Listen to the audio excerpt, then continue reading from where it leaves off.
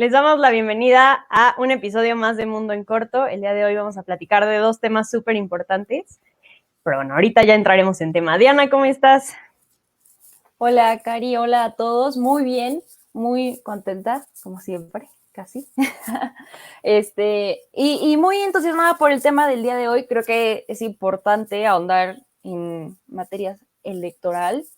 Suena un poquito tedioso y así igual y todos ya tenemos como poca fe en el sistema, en los políticos, en los partidos, en todo está mal. Pero existen alternativas, conocerlas es importante y al final de cuentas en nuestro rol de ciudadanos, del cual no nos tendríamos que estar deslindando, hay que mantenernos informados. Sí, definitivamente, porque claro que las elecciones dan flojera, la neta, o sea, no vamos a decir que no. Es un tema que nos puede apasionar, pero que sí puede llegar a ser un poco, qué horror. Y empiezan ya estos spots y demás que escuchamos ya pre-campañas y así, que dices, no, otra vez no. Pero justo por eso es importante que hablemos de estos temas para que estemos bien informados y no pasen cosas como las que están pasando ahorita en el Ejecutivo Federal, que es importante platicarlo antes de entrar en materia, de la peleita que se traen entre AMLO y la Administración Superior de la Federación. No vamos a ahondar mucho, ya lo hemos hablado en el episodio de presupuesto de egresos, lo pueden buscar, ahí lo hablamos mucho más a profundidad, pero bueno, a grosso modo, la Auditoría Superior de la Federación dijo como, oye, la cancelación del aeropuerto nos va a costar tanto. Y cuando se lo preguntaron a AMLO en la mañanera, ocupó su frase burlona, yo tengo otros datos, o sea, ya lo hace hasta con este tono de yo tengo otros datos, sabiendo que ya es una frase emblemática, ¿no? De cómo ha sido la administración de su gobierno. Y dijo, bueno, vamos a checar si no tuvieron algún error. Y al siguiente día la auditoría dijo, sí, ups, perdón, es que no sacamos bien la calculadora. Y pues bueno, nos equivocamos ahí con unos numeritos. Y hoy AMLO dijo, bueno, pues ahora yo quiero checar que estén haciendo bien las cosas, ¿no? Obviamente esto tiene mucho más tecnicismos y así, pero aquí como lo explicamos en corto y lo entendemos en corto, pues de manera general fue esto. Y obviamente genera una incertidumbre en la ciudadanía entre, entonces, ¿cuál es el papel que funge una? O sea, hay dos caminos. O cedió al poder del Ejecutivo, en este sentido de AMLO, y pues ahí obviamente se abre todo un debate ajá, ¿y dónde está la autonomía? Y entonces, ¿en quién confiamos? Y todos los organismos autónomos una y otra vez ceden las manitas, doblan las manitas a lo que el presidente dice. O si tuvo un error metodológico y entonces, pues, ¿en qué confiamos? O sea, ¿cómo una entidad de la magnitud que es puede tener este tipo de errores? Entonces, pues bueno, no vamos a profundizar mucho, pero Diana, así, a grosso modo, unos breves comentarios al respecto. Pues sí, me parece que la confianza que se le tiene en la auditoría no está tan en duda como le gustaría al presidente. Creo que es más fácil creer que la auditoría no tuvo un error metodológico, lo cual sería lamentable porque expertos en la chamba fallándonos, sí es preocupante, pero personalmente no creo que sea el caso. También considero que pues, la política en nuestro país está muy acostumbrada a hacer esta cacería de brujas donde ni siquiera hay brujas. Entonces, lamentable lo que sucedió, preocupante sobre todo porque hablamos de la entidad que nos proporciona transparencia, de la entidad a través de la cual pudimos descubrir la estafa maestra. Entonces, ojalá que el presidente cuida mejor sus palabras y ojalá que también tenga la humildad de aceptar que su administración no es perfecta y que tiene muchísimas áreas de oportunidad y que las cosas tienen que cambiar y que atacar la corrupción también es reconocer que tu administración puede estar fallando en esos aspectos, ¿no? Y el punto es cambiar lo que se necesite cambiar. Concuerdo totalmente con tus comentarios. Pero pues bueno, ahora sí vamos a lo que nos truje chencha. Me choca ese dicho y siempre lo uso. Pero bueno, el tema es esto, ¿no? Vamos a platicar, como bien comentaba Diana hace un ratito, ya van a empezar el tema de las elecciones. Y pues bueno, es importante que vayamos entendiendo todos los sistemas o todo lo que está alrededor de estas elecciones para que nuestro voto sea informado, que no sea un voto nada más como que, híjole, pues lo que escucho, vamos a votar por tal. Entonces, pues bueno, la idea es empezar poco a poco a desmenuzar. Este tema no va a ser solo un episodio, hay muchos temas que van a quedar para abarcar en futuras ocasiones, pero creo que es importante empezar con Civismo 101, esas clases que teníamos en primaria que a mí no me enseñaron absolutamente nada, pero son muy importantes para entender en dónde vivimos, ¿no? Ya sabemos que somos una república democrática, bla, bla, bla, bla, pero ¿qué significa todo esto? Entonces, pues Diana, no sé si quieras empezar a ilustrarnos con tu increíble conocimiento.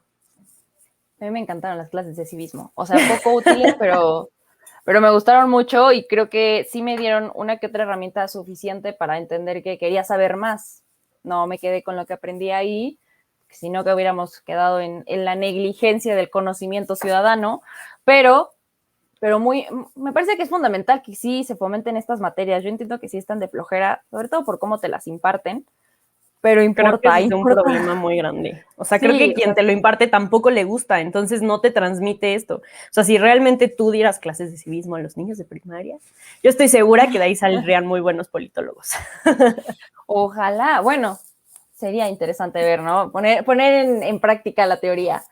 Pero a ver, sí, en rasgos generales, a ver, ¿cuáles son nuestros símbolos patrios? ¿Cómo se conforma el país? Hay muchísimos aspectos que es importante conocer, pero para rápido y para lo que vamos sobre este tema, es importante primero saber que pues, el país está conformado por 32 entidades federativas, los 31 estados y la capital, que es la Ciudad de México. Por cada uno de ellos tenemos la división de ayuntamientos, municipios, regiones, la entidad como tal, y eso conforma a nuestro país. Un país que funciona a través de una república federativa, que funciona en un gobierno que sí es de presidencialismo, ya lo mencionábamos en programas pasados, que no un presidencialismo en este tecnicismo de un autoritarismo por parte del presidente, sino la figura como tal de que tenemos un ejecutivo en el que se asienta el rol del jefe de gobierno y jefe de Estado, ¿no?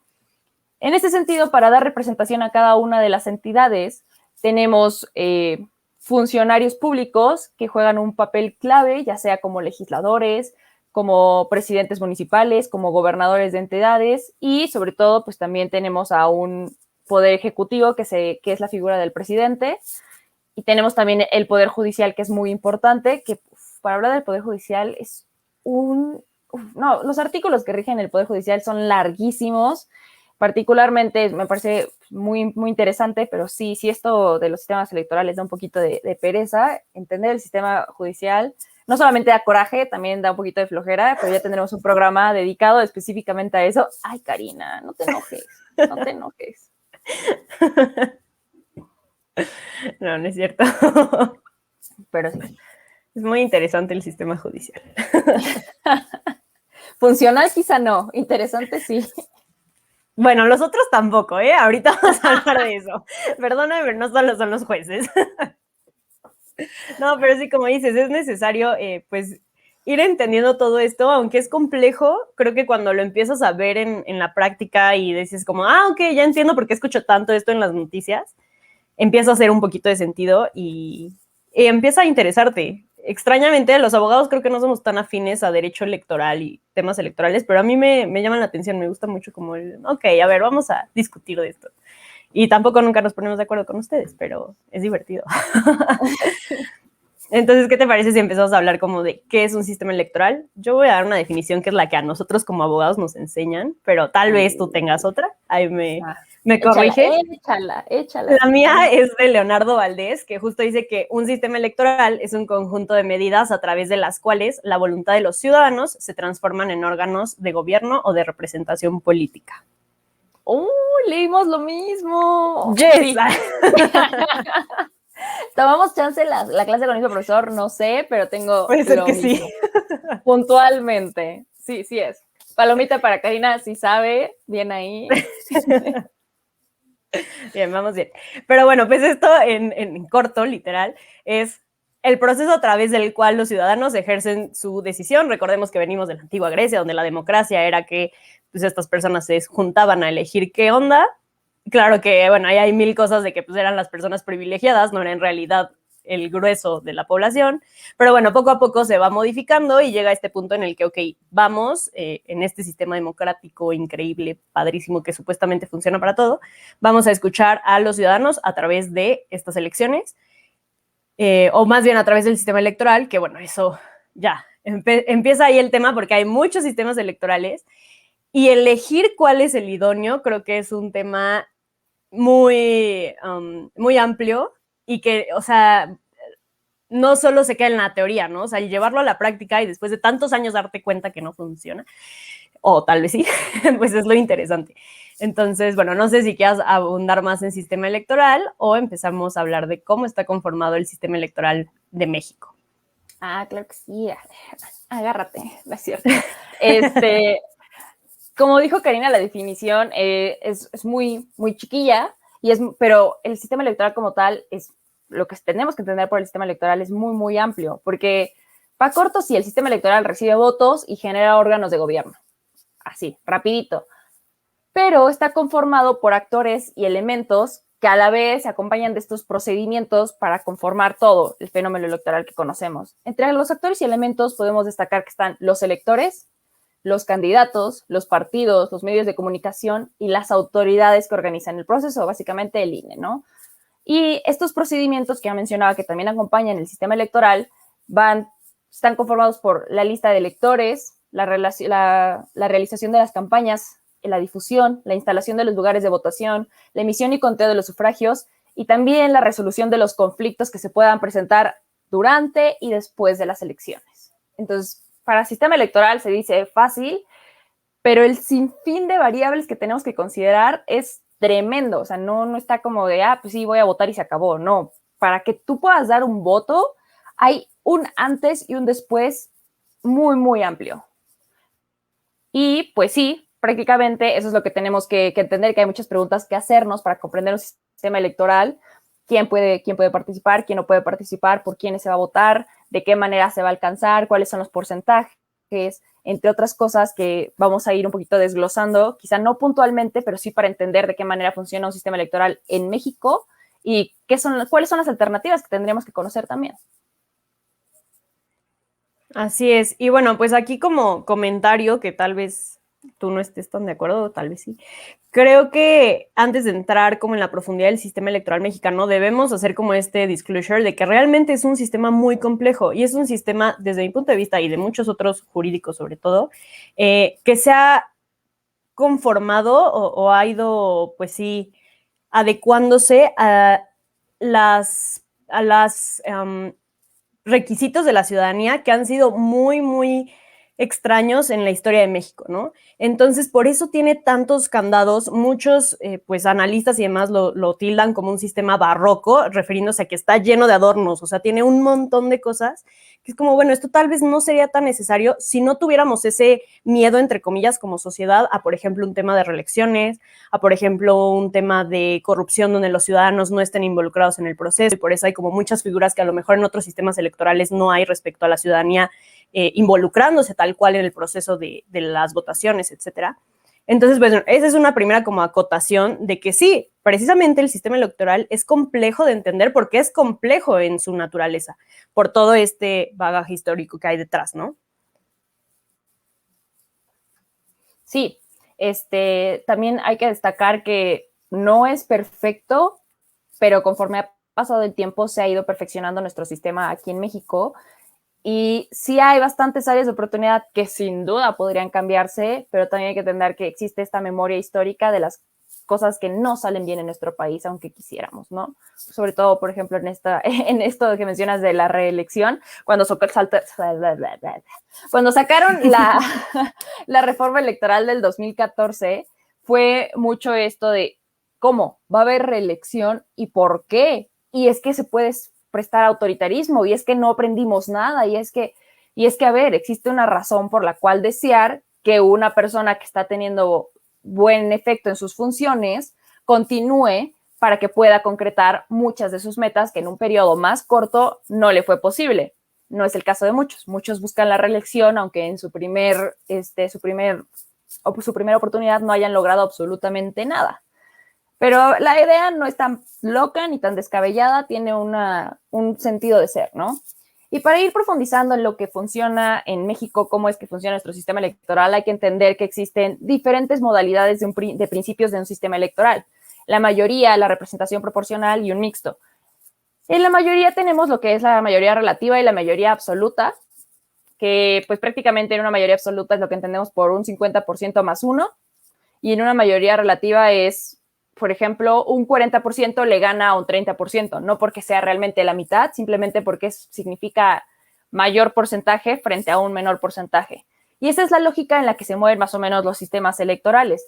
Mientras que la representación proporcional, por su parte, busca solucionar los problemas de subrepresentación que provoca una mayoría. Porque, ¿qué sucede en una mayoría? Para especificar un poquito mejor. En una mayoría, si de repente, por ejemplo, Morena ganó las elecciones porcentualmente por una mayoría relativa, el 30% de la población votó por Morena, se traduce a que de repente puedan ganar más peso en toda la toma de decisiones. Entonces, se mete este mecanismo de representación proporcional para decir, sí, Morena se llevó el 30%, pero el Partido Verde se llevó el 15%, y eso significa que también tendría que tener oportunidad de voto porque hay gente que sí quiere ser representada. Entonces, entra la figura de la representación proporcional para que a manera de cuotas se cumpla con que los partidos tengan ciertos curules, o sea, asientos en el poder legislativo, que les den esta oportunidad de sí balancear un poquito este peso y contrapeso en el poder político, que sí importa, que al parecer pues no hemos visto muchos resultados, pero sí importa que no sea todo un partido el que domine completamente los poderes. Claro, creo que ahí también se abre a tema para otro episodio sobre los partidos políticos. En mi perspectiva es un sistema que funcionaría si tuviéramos partidos políticos que tuvieran ideologías bien determinadas. Y entonces que si tú estás votando por determinado partido es porque realmente representa todo esta ideología política que tú como ciudadano tienes, ¿no? Y lo que vemos actualmente son alianzas de partidos que en la ideología son totalmente opuestos. Y entonces es como, a ver, entonces realmente van a legislar de acuerdo a estas ideologías que en teoría deberíamos empatizar, bla, bla, bla, bla, o solamente estás buscando cómo hacerle un contrapeso en representación al otro poder sin que eso realmente signifique que tus decisiones legislativas van a ser en este sentido, ¿no?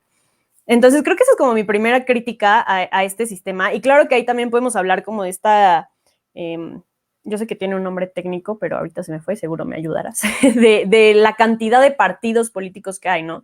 Haciendo una comparación con el sistema electoral estadounidense y empezando tantito ya en esta comparación con otros sistemas electorales, lo platicábamos en los episodios de las elecciones de Estados Unidos, que ahí hay solo 2 partidos, y que eso también puede representar una desventaja en un momento, ¿no?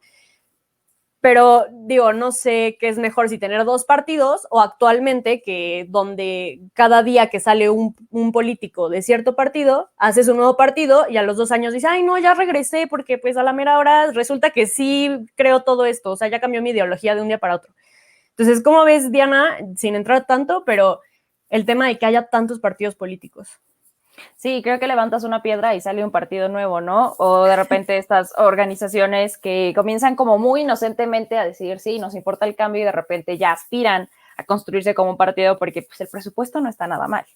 Entonces sí creo que definitivamente vamos a tener que dedicarle todo un programa a los sistemas de partidos, porque también como sistemas electorales es un tema muy, muy amplio que vale la pena desglosar.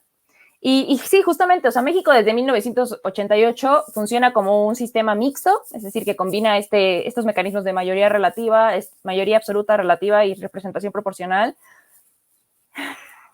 Ya vimos que quizá no estamos muy contentos, pero es que, a ver, se eligen 300 diputados y son 200 también, 300 diputados que son entre uninominales y de representación proporcional, y aparte tenemos que elegir a los senadores. Entonces, hay mucho que decidir y mucho en juego cuando funcionan el sufragio.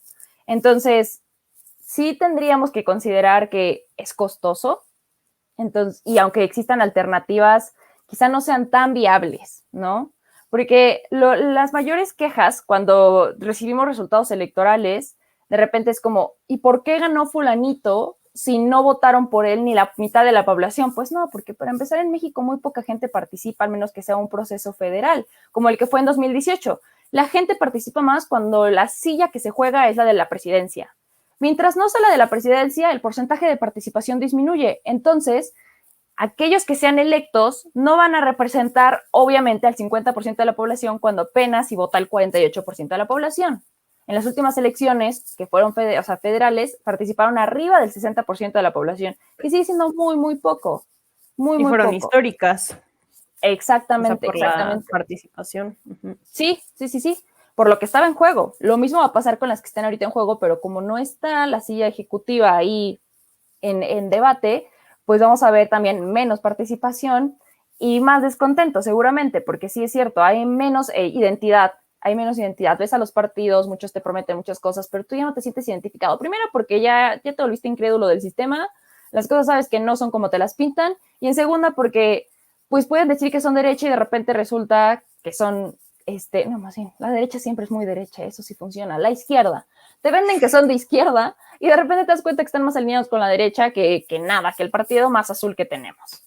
Entonces, eso es muy, muy lamentable y sí es muy interesante. Me acuerdo que cuando tomé la materia de partidos, sistemas de partidos, me emocioné muchísimo al conocer diferentes sistemas electorales porque dije, todo suena mejor que el nuestro. O sea, de verdad parece que todo el mundo funciona y sabe hacer las cosas mejor que nuestro país. Ya cuando te metes un poquito más en el tema, entiendes que no, que por algo México no ha cambiado las cosas, pero reconoces las vulnerabilidades que tiene nuestro sistema e incluso te emociona entender que hay alternativas, que existen maneras de hacer las cosas diferentes e incluso mejor, ¿no? Entonces, no sé si tú quieras arrancar con los ejemplos que traes, porque me consta que te emociona el sistema electoral de Australia, entonces cuéntanos un poquito más de eso. Yo soy fan del sistema electoral de Australia, nunca en mi vida voy a tener nada que ver con eso seguramente, pero me encanta. Es muy complejo, o sea, la primera desventaja es que es muy complejo, entonces tal vez no va a quedar tan explicado, pero bueno, ya saben que siempre estamos atentas a las preguntas que nos puedan hacer en cualquiera de nuestras redes para intentar aclarar un poco más lo que aquí no quedó tan claro. Vamos a empezar diciendo que hay una primera y una segunda opción, o sea, los electores pueden votar por, digamos que el número 1, el número 2 y el número 3. Entonces, bueno, ok, vamos a poner un ejemplo práctico, por favor, imagínenselo, espero que funcione. Supongamos que hay 5 candidatos, Lorena, Gabriela, Pedro, Juan y María, ¿no? Nombres al azar. Entonces, de estos 5 candidatos, tú como elector puedes decir, ok, primero voto por fulanito de tal, y si él no ganara o él no estuviera, me gustaría que ganara fulanita de tal. Esto de alguna forma elimina lo costoso que puede llegar a ser la segunda vuelta, que está en muchos otros sistemas electorales y también es una figura muy interesante de analizar, pero bueno, no voy a entrar en ese tema. Y aquí, si uno de estos 5 candidatos o de los candidatos que haya gana el 50%, más del 50%, ya queda electo y con eso se resuelve. Pero si ninguno llega al 50%, lo que se hace, y aquí empieza lo difícil, es que se elimina al menos votado. Entonces, regresando al ejemplo, supongamos que a Lorena la votan 45% de la población, a Gabriel un 28%, a Pedro un 14%, a Juan un 10% y a María un 3%. A la que menos votaron fue a María y a Lorena fue a la que más, pero fue un 45%, que esa es la desventaja que justo mencionabas del sistema electoral mexicano, que a lo mejor es la que tiene más votos, pero no llega, o sea, el otro porcentaje que no votó por ella es mayor al que sí votó por ella. Entonces aquí elimina como esa primera situación y estos votos, o sea, este 3% de María, que sería la menos votada, que se elimina, se suma a la segunda más votada, que sería Gabriela, con un 28%. Entonces digamos que en ese segundo paso, ahora Gabriela tendría un 31%. Y se vuelve a hacer lo mismo, se elimina al menos votado, esto se suma al segundo, se elimina al menos votado y se suma al segundo. En este sentido, al final tendríamos que Lorena un 45% votó por ella y por Gabriela un 55%, que se conforma a través de estas segundas opciones que le cedieron los votos. Entonces sí es complicado, tal vez no quedó tan claro, es más visual, a mí me quedó muy claro cuando lo vi visual, pero la ventaja de este sistema es una, que elimina lo costoso de una segunda vuelta, y dos, porque lo hacen desde la primera elección, ¿no? O sea, desde la primera elección tú ya elegiste como tus primeros y segundos lugares. Y la segunda ventaja es que elimina la figura de un voto útil, que fue lo que vimos en las elecciones pasadas. Seguramente muchos recordarán que te decían, vota por Anaya, aunque tú quieras votar por mí o por cualquier otro candidato, porque así le vas a hacer contrapeso a AMLO, ¿no? Y que muchos se dieron este voto a pesar de no estar de acuerdo con Anaya, para que así pudieran hacer este balance que pues al final claro que no funcionó y que no es lo óptimo.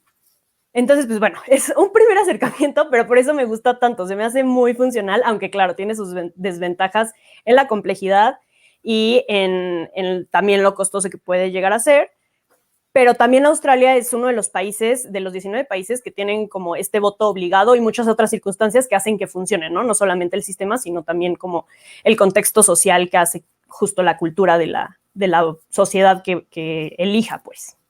Pues bueno, ese es mi primer acercamiento, pero yo sé que tú también tienes otros ejemplos muy interesantes. Yo traigo un issue con eso de hacer obligatorio el voto, sí o no, pero también creo que le tendremos que dedicar uno solamente de voto. Tiempo. Y hablamos de voto útil, de sí. Anular el voto y de obligar el voto. Ajá, estaría muy bueno porque... pero, ok, yo voy a hablar del sistema electoral de Uruguay, que es muy bonito para mi gusto, y el sistema electoral de Irlanda. El sistema electoral de Uruguay es conocido por el voto doble y simultáneo, este es su principio. Y para explicarlo, digamos que ya estando en las urnas, el elector vota dos cosas, o sea, emite dos votos. El primero por el partido político y el segundo por el candidato. Entonces, para esto, el partido político tuvo que sacar una lista de candidatos. Lo que funciona aquí en México es que para elegir quién va a ir a representar el PAN, el PRI o el PRD, votan internamente para decir quién va a ser su candidato. Entonces, saca, por ejemplo, dar un ejemplo, a Osorio Chong y a Enrique Peña Nieto, y en el PRI decidieron que Enrique Peña Nieto iba a ser el candidato, por así decirlo. Entonces, ya tienes en la boleta a Enrique Peña Nieto. Con este sistema de Uruguay, lo que haces es elegir, me gusta mucho el PRI, pero me gusta más con Osorio Chong. Y entonces, de esta manera se permite que elijan el número de escaños para el partido, porque de esta manera el primer voto se traduce en decir qué partido les gusta más a la gente, con qué partido se sienten más identificados.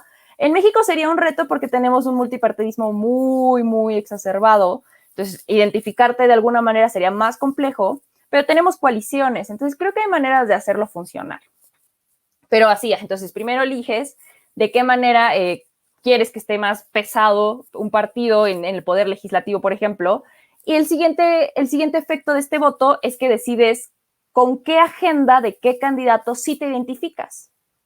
No solamente se trata de decir, pues te vamos a imponer fulanito, y pasa que de repente dices, ajá, fulanito está en el partido, pero no conserva los ideales, tiene un pésimo historial, no tiene la trayectoria que me interesa, no tiene las metas que me representan, y eso cambiaría la situación, y por eso ese sistema como tal me parece muy sencillo, poco complejo, y algo que sí se podría poner, implementar en práctica, algo que sí podríamos rescatar e implementar en nuestro país. Tiene sus pros realmente. Y el segundo ejemplo es el de Irlanda del Norte, que funciona a través del principio de voto único transferible. Es un poquito más sencillo, realmente a ese no le encontré ninguna contra, porque lo que ataca directamente son las contras de la representación proporcional. Para la representación proporcional en nuestro país, el partido pone una lista en la que tú ya dando tu voto por el partido, y si gana el porcentaje adecuado este partido, va a llenar las sillas. Entonces, por eso tenemos a famosos, a personas que sabes que nunca se interesaron por la política, en los asientos más importantes, porque casi nunca ni te enteraste que estaban propuestos para ocupar esos asientos tan importantes. Y este voto en Irlanda, hagan de cuenta que establece el orden del candidato según las preferencias. Y funciona más o menos como el de Australia. Un poquito similar, solamente que sin la eliminación, simplemente tienes un top 3, por así decirlo. Entonces, el que se quede en el top 1 de la mayoría de los tops que todos votaron es el que se queda con el asiento. Y entonces, digamos que es un poquito similar al de Australia, pero sin todo este efecto de ir haciendo la eliminación, que logra una mayoría absoluta, pero de igual manera sí favorece a que la gente se sienta realmente representada. No solamente el instituto de un partido como tal eligió quién lo iba a representar, sino que él también fue partícipe de decidir quién iba a ser su representante. Sí, claro, y las ventajas de estos dos sistemas, el que mencionas y el de Australia, que son muy parecidos, es justo eso, ¿no? O sea, que dices, ok, no ganó el que quería, pero sí el segundo que quería. Entonces hay como un poquito más de legitimación respecto a los representantes. Y va un poco encaminado a la pregunta que nos hace Emilio Vázquez, y también como ya manera de conclusión, porque sabemos que este tema da para mucho, pero les repetimos, es el primer episodio de muchos donde estaremos platicando de esto, entonces nosotras encantadas de que en nuestras redes nos dejen sus comentarios, sus preguntas y más como, ok, ¿y qué pasa con estas figuras y así? Porque es muy, muy importante que empezamos a tener un acercamiento con esto. Y bueno, Emilio Vázquez nos pregunta que si la representatividad se debe al porcentaje de participación de la lista nominal o la participación se debe a la representatividad de los candidatos. ¿Cómo lo ves, Diana? Bueno, primero para que quienes desconozcan estén informados, la lista nominal es el padrón de las personas que sí van a votar. O sea, si tú tienes tu INE vigente, vas a tener la oportunidad de votar. Y entonces ya cuentas como votante.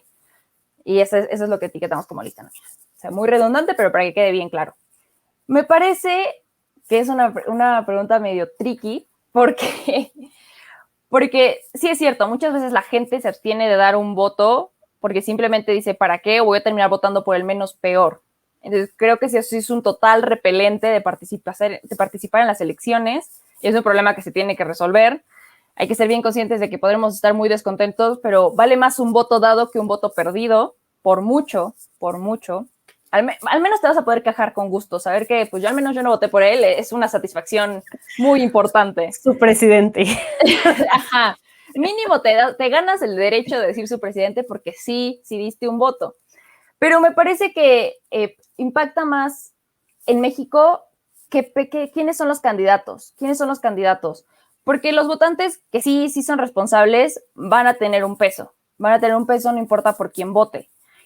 Es un problema que tenemos que solucionar en nuestro país y me parece que no solamente desde los políticos que tenemos, que definitivamente habría muchos rostros que renovar, muchas ideas que empezar a introducir en la política de México, sino también en los partidos como tal, que ya perdieron por mucho el rumbo de su intención, ya perdieron su responsabilidad social, ya no son aquello por lo que existen realmente, y en eso vamos a tener que hablar en todo el capítulo, en todo el episodio de partidos políticos.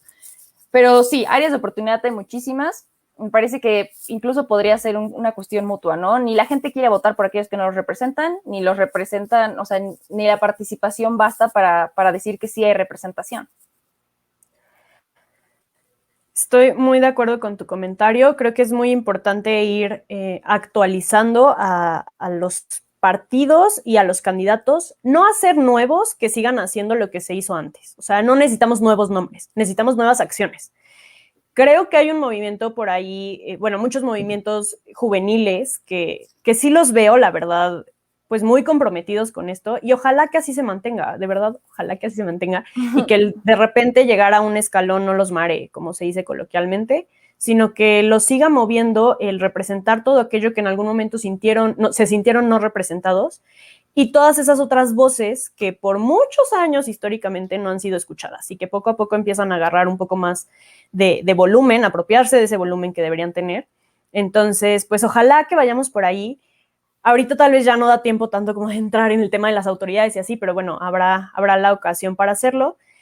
Yo concluiría con, es importante conocer cómo funciona nuestro sistema electoral, compararlo con otros para que también apostemos por un cambio, ¿no? No quiere decir que mañana van a cambiar el sistema electoral de la noche para la mañana, pues va a estar bien difícil, pero poco a poco tal vez podríamos, como jóvenes que estamos empezando a agarrar posicionamiento en diversos espacios públicos y así, pues a lo mejor podemos apostar por algo nuevo. Entonces, pues bueno, ahí dejo como el comentario y les recuerdo que en las redes sociales seguramente va a haber mucha más información sobre esto y pues ya, Diana, ¿tú con qué concluyes?